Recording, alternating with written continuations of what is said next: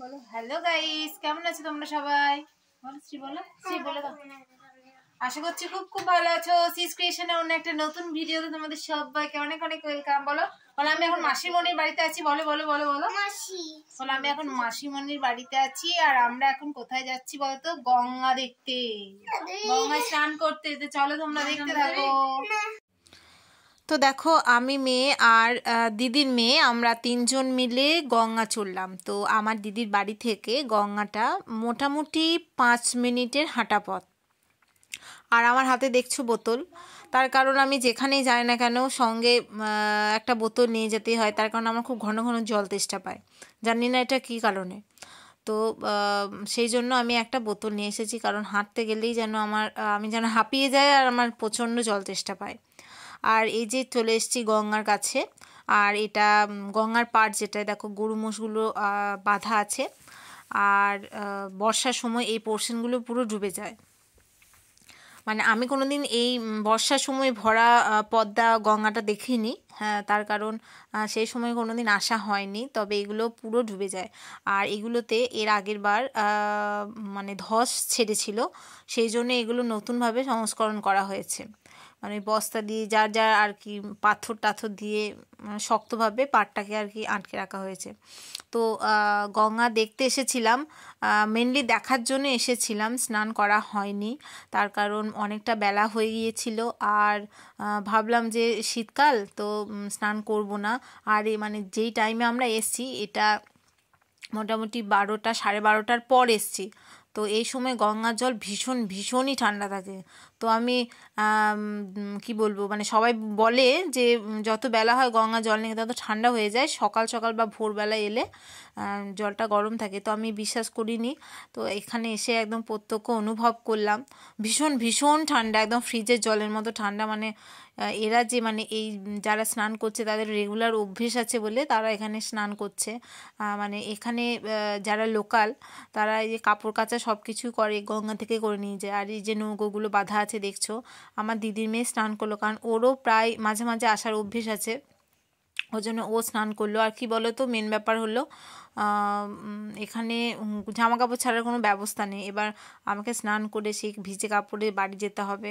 আর আমি স্নান করে আমার মেয়েও তো ছাড়বে না, ও স্নান করবে, সেই হিসাবে আমি আর করলাম না। তো দেখো দূরে নৌকার মধ্যে কিছু একটা মাছ ধরছে। তো পুরো দৃশ্যটাই খুব সুন্দর। এখানে এত সুন্দর হাওয়া দেয় না গ্রীষ্মকালে, মনে হয় না যে পারি যায়। ইভেন এখনও ভীষণ হাওয়া দিচ্ছিল। তো বেশ ভালো লাগছে। আর দেখো এই ফাঁকে আমি কয়েকটা রিলসও বানিয়ে নিলাম ইনস্টাগ্রামে, তারপর ইউটিউবে কয়েকটা শর্টসও বানিয়ে নিলাম এই ফাঁকে। তো আমরা স্নান টান করার পর বাড়ির দিকে রওনা হলাম। তো দেখো আমি বাড়ি চলে এসেছি। আর এই যে পোর্শনটা দেখছো, এগুলোতে পুরো একদম শাক লাগিয়েছিল, মানে এগুলো সব দিদিদের আম বাগান ছিল। তো আম গাছগুলো এখন কেটে দিয়েছে। এগুলোতে প্রচুর আম গাছ ছিল, প্রচুর জঙ্গলের মতো ছিল। তো কেটে দেওয়ার পর এগুলো ফাঁকা জমি পড়েছিল, সেই জন্য ধনেপাতা, বিভিন্ন ধরনের শাক, মটরের শাক, খেসারির শাক, তারপর মেথির শাক, মূলো, সর্ষে, বিভিন্ন ধরনের শাক সবজি চাষ করেছে।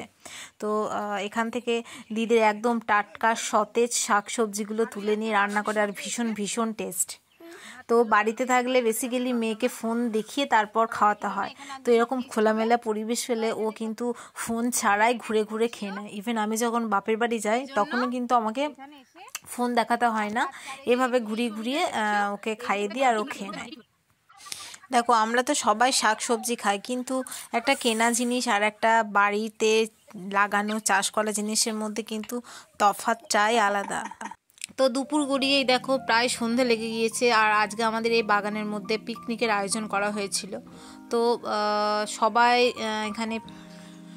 এখানে পিকনিক করেছে, আমি আর আমার দিদি করিনি। তার কারণ এখানে যে আইটেমটা হয়েছিল সেটা হলো বিরিয়ানি। তো বিরিয়ানি আমিও খাই না, আমার দিদিও খায় না। অন্য কোনো আইটেম হলে হয়তো করতাম, যদি মাংস ভাত বা ফ্রাইড রাইস ভাত এসব হতো তাহলে করতাম, কিন্তু কি করব, সবার পছন্দ তো এক নয়।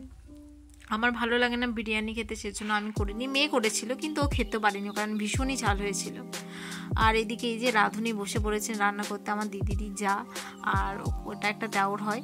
তো এখানে রান্না চলছে, বিরিয়ানির আলুগুলো কষছে। তো তোমাদেরকে নতুন করে রেসিপিটা আর দিলাম না, তার কারণ প্রায় সবাই জানো রেসিপিটা। আর এদিকে মাংসটাও বসিয়ে দিয়েছে আলুগুলো কষিয়ে নেওয়ার পর। আর এদের মধ্যে উদ্যম নাচ চলছে এখন। আমার মেয়ে যে ফিরকিটা নিয়ে বেশ খেলা করছে।